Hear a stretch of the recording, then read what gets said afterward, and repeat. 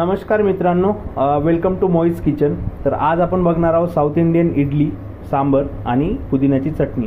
तर त्यासाठी आपल्याला पहिले काही धान्य लागेल, जे आपल्याला स्वच्छ धुवून भिजून टाकावं लागेल 6 ते 7 तासासाठी.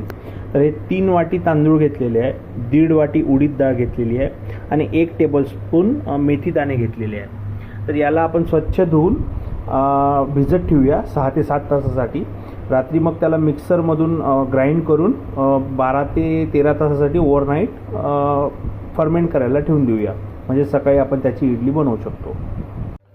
तर आता हे आपण ओव्हरनाईट फर्मेंट करायला ठेवलं होतं, ते आता फर्मेंट झालेलं आहे. ते असं दिसेल. याच्यात थोडं मीठ टाकून घेऊया.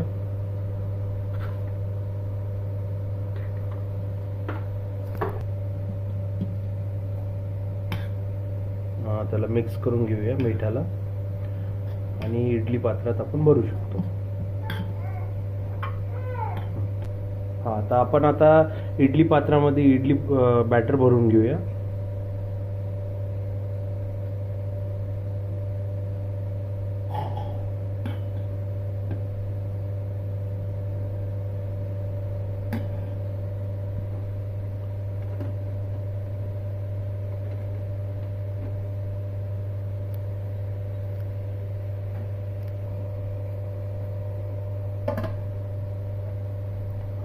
आणि आता इडली ठेवून देऊया गॅसवर. 10 ते 15 मिनिटात ते शिजून जाईल.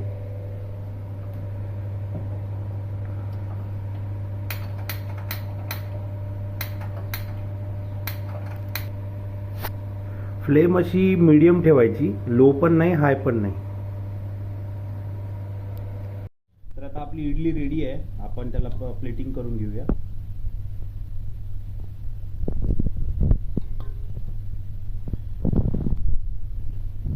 तर तुम्ही आमच्या चॅनलवर नवीन असाल तर प्लीज सबस्क्राईब करा. व्हिडिओ आवडला असल्यास लाईक, शेअर अँड कमेंट करा. आम्हाला थोडं बरं वाटेल, आमचं मनोबल वाढेल. तर अशी आपली इडली सांबर रेसिपी तयार आहे. थँक्यू.